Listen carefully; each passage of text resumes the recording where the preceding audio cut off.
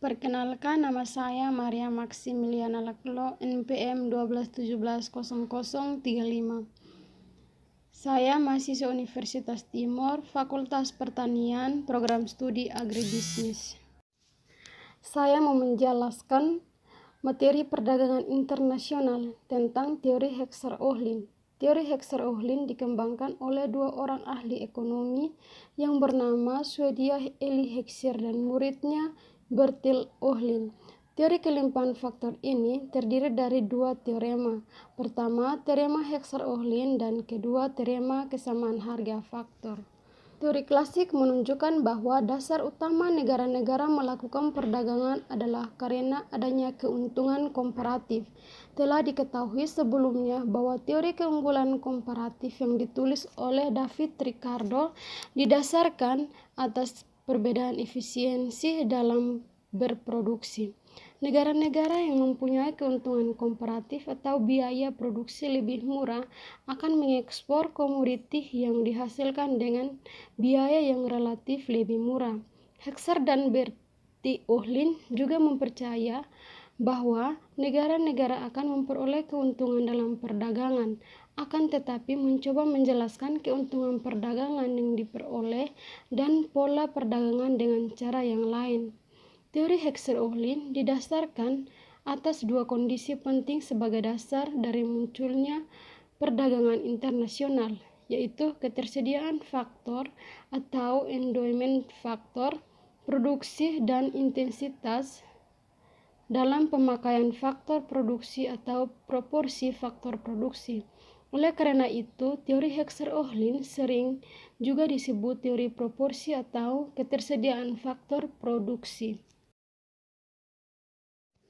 Preposisi pertama dari teori Heckscher-Ohlin, setiap negara yang memiliki faktor produksi yang relatif banyak atau murah dalam memproduksi barang akan melakukan spesialisasi produksi dan akan mengekspor barang tersebut.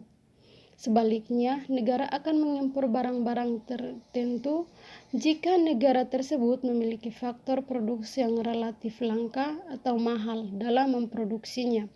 Dalam analisis teori Heckscher-Ohlin menggunakan dua kurva. Yang pertama, kurva isokon, yaitu kurva yang menggambarkan total biaya produksi yang sama, dan kurva isokuan, yaitu kurva yang menggambarkan total kuantitas produk yang sama.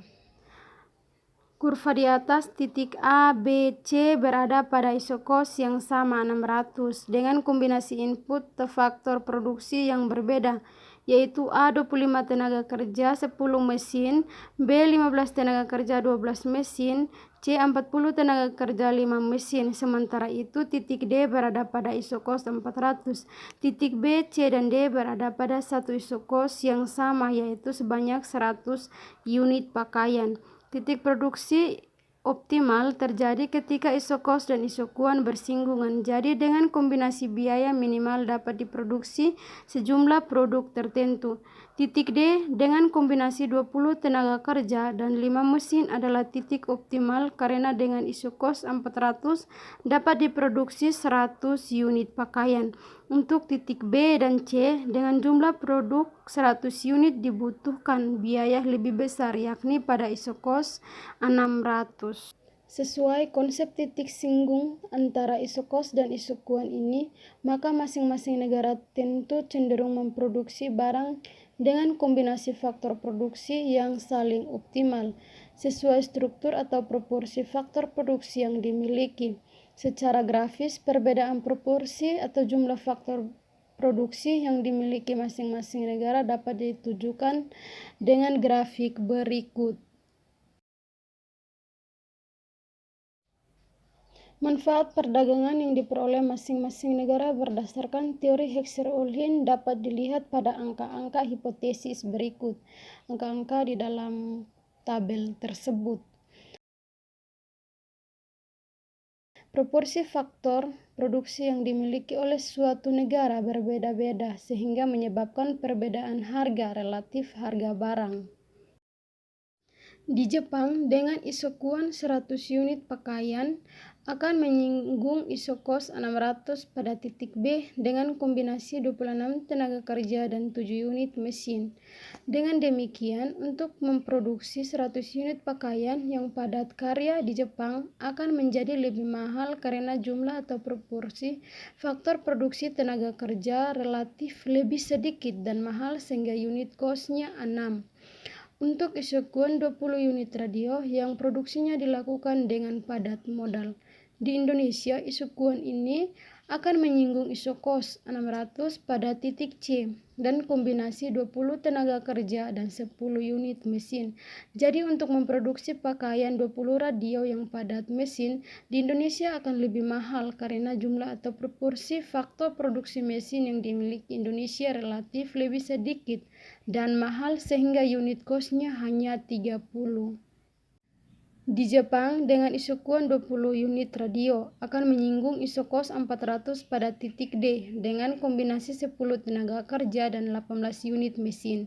Dengan demikian, untuk memproduksi 20 unit radio yang padat mesin di Jepang akan menjadi lebih murah karena jumlah proporsi atau faktor produksi mesin relatif lebih banyak dan murah sehingga unit kosnya 20. Kesimpulan, yang pertama, harga atau biaya produksi suatu barang akan ditentukan oleh jumlah atau proporsi faktor produksi yang dimiliki masing-masing negara. Yang kedua, keunggulan komparatif dari suatu produk yang dimiliki masing-masing negara akan ditentukan oleh struktur dan proporsi faktor produksi yang dimilikinya. Yang ketiga, masing-masing negara akan cenderung berspesialisasi produksi dan mengekspor barang karena negara tersebut memiliki faktor produksi yang relatif banyak dan murah untuk memproduksinya. Preposisi kedua dari teori Heckscher-Ohlin, perdagangan akan cenderung mengakibatkan harga faktor produksi sama di berbagai negara. Sebelum berdagang, upah dan harga kapital di negara A adalah S1 dan R1 dengan kurva penawaran dan permintaan S dan D1. Sedangkan di negara B adalah S1 dan R1. Upah di negara A lebih rendah dan harga kapital lebih tinggi daripada di negara B. Setelah kedua negara tersebut mengadakan perdagangan produksi barang X atau labor intensif, produk bertambah dan barang Y, kapital intensif, produk berkurang. Konsekuensinya bagi negara A bahwa permintaan tenaga kerja bertambah dan permintaan kapital berkurang. Kurva permintaan tenaga kerja bergeser ke D2 sehingga upah naik menjadi S2 dan jumlah tenaga kerja yang digunakan adalah L2.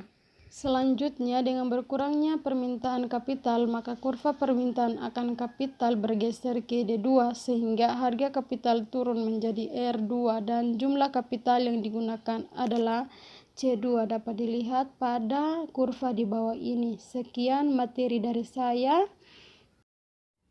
Sekian dan terima kasih.